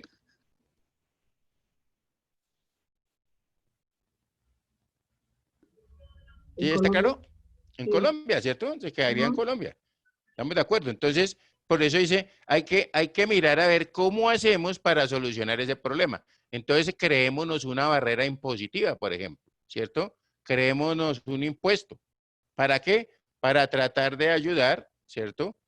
A, digamos, a las personas que, a los nacionales como tal, digámoslo más bien, ¿cierto? O sea, ¿cuál nacional? Al nacional eh, ecuatoriano, peruano, venezolano. ¿Listo? De todas formas, eso fue cierto, ¿cierto? En las empresas de transporte, resulta que nosotros arrancábamos desde Lima, llegábamos a Maracaibo, ¿cierto? Y entonces, ¿qué pasó? En Venezuela, en su momento, el señor Chávez se le ocurrió también colocar un impuesto, ¿cierto? Y una de las cosas era que se decía que yo llegando a Cúcuta tenía que descargar la mercancía, ¿correcto? Y cargarla en un vehículo venezolano para que él fuera el que la llevara hasta Venezuela. ¿Listo? Lo mismo pasó por acá, ¿cierto? Decían Perú, entonces agarra en Lima, llega a Tumbes, pero, perdón, aquí ya me acordé, esta es Tulcán, que es Tulcán. Tulcán. Es correcto, ¿listo? Entonces, y aquí tenemos Ipiales, ¿sí? Que es mientras yo me acuerdo así porque, pues van a decir, no hace más ni geografía, sabe ese muchacho, ¿sí? Muy bien. Entonces, ojo a lo siguiente. ¿Qué se hizo en Perú y qué se hizo en Ecuador? En Ecuador se dijo, mire, para poder solucionar ese problema, ¿cierto? Vamos a hacer lo siguiente, vamos a crear en unas empresas, ¿cierto? Donde haya socios colombianos y ecuatorianos. ¿Listo? Perú, al igual, Perú dijo, bueno, también, como están estos dos aquí, voy a ponerlo por acá abajito. ¿Cierto? Aquí le ponemos a Perú. Y entonces, ¿qué se dijo en Perú? Pues obviamente, ¿cierto? Entonces sacamos también, tenemos la oportunidad, ¿cierto?, de crear empresas que, digamos, en su momento, hayan socios peruanos y hayan socios colombianos y ecuatorianos, por ejemplo. ¿Listo? Acuérdense que el problema son estos muñecos que están aquí, voy a poner aquí con este color. Y pongámoslo con el color más chéverongo que hay, o sea, este.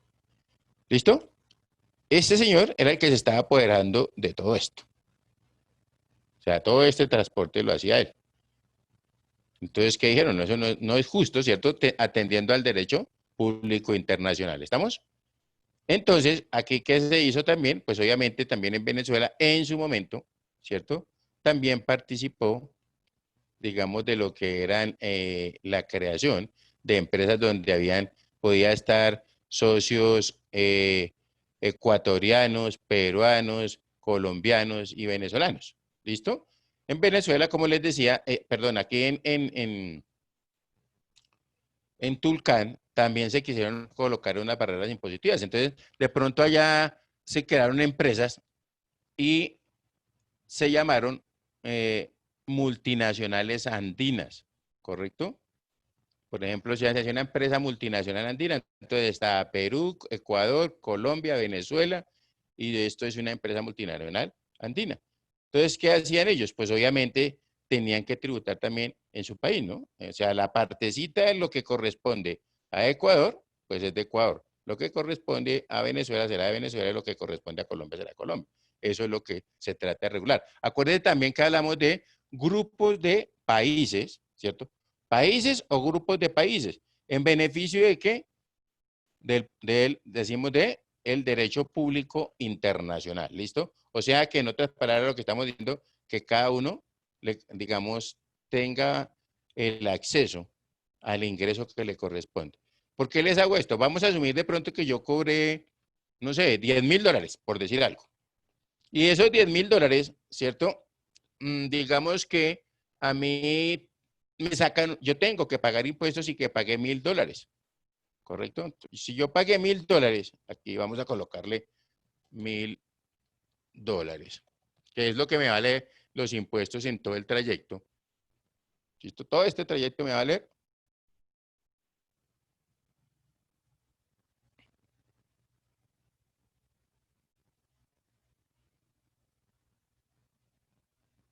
todo esto me vale $1.000. ¿Listo?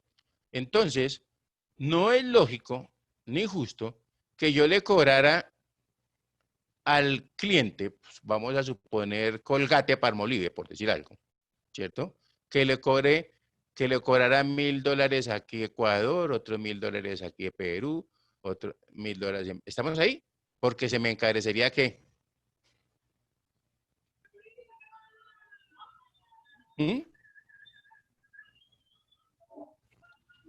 ¿Qué se nos encarecería ahí? El servicio, ¿cierto? Porque yo le trasladaría, ¿cierto? Todos esos impuestos a quien en realidad los debe pagar, ¿cierto? Que era lo que decía también Orlando Corredor, ¿ok? Recuerde que decíamos que el impacto del impuesto, ¿cierto? Pues hay unos impuestos que son directos, otros impuestos que son indirectos. Y esos impuestos indirectos, pues yo le tengo que trasladar el impacto, como es en el caso del IVA, a la persona que en realidad en últimas va a ser el que se beneficie del producto o del artículo que esté comprando en un momento determinado. ¿Listo? Entonces, para que tengamos en cuenta. Ahora, ¿qué pasó con esos convenios? También se dijo, bueno, entonces, como todo, digamos, todo el impuesto que hay que pagar $1.000, de pronto, digamos, a Perú le pagamos 100, a Ecuador le pagamos 300, a Colombia de pronto le pagamos 200, por decir algo, ¿cierto? Y a Venezuela, ¿cierto? Le pagamos 300. Dependiendo de qué, del trayecto, ¿listo? Porque este trayecto de San Antonio a Maracaibo es larguísimo. ¿Estamos ahí?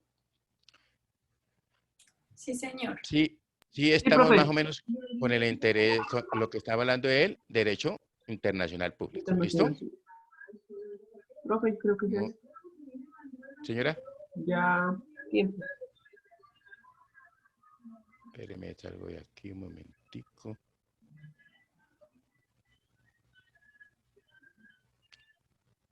Cierto que ya nos tenemos que ir. Bueno, de todas maneras aquí, ¿estamos claros? Me interesa que nos haya quedado claro por lo menos esta parte. Ya terminamos.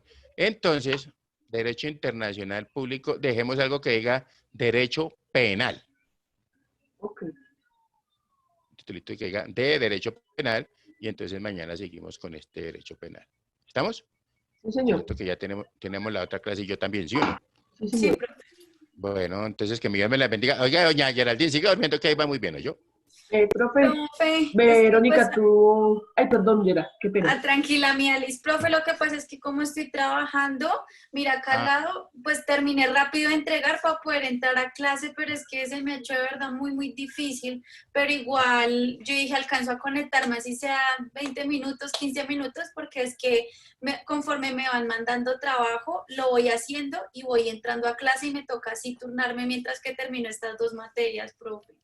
Entonces, ok, tranquila, no te preocupes que de todas maneras viniste que para mí también te apareciste que es importante, ¿no? Sí, profe, recuerda que también eso también es para nosotros, ¿no? ¿Y qué me ibas a decir de Verónica? Profe, lo que pasa es que ella tuvo problemas de conexión. Ella me escribió, nos escribió temprano. Ok. ¿Listo, profe? Listo, entonces pongámosle a esta vieja también ahí para no crucificarla de una vez acá. ¿Listo? Bueno. Entonces, hablamos entonces, que mi Dios me las bendiga y mucho, que le vaya bien el... perdón, un momentico, préndamela esta porque si no después llegan y me dicen que no sé qué, que es que pero dejo de compartir esto. Y ya. Prendamos la camarita ahí para que nos vean allá. Si no, después, ¿quién se los aguanta? ¿Y qué pasó con Eliana? ¿Ya se quedó dormida? No, profe, acá estoy. Ah, bueno, está muy bien. Eso está bien. ¿Listo? Entonces, que mi Dios me las bendiga, que les vaya bien en la otra clase y hablamos mañana. Bueno, ¿Ok? chao. Bueno, Muy profe, amable, mucha gracias. suerte. gracias. Chao. Bueno, chao.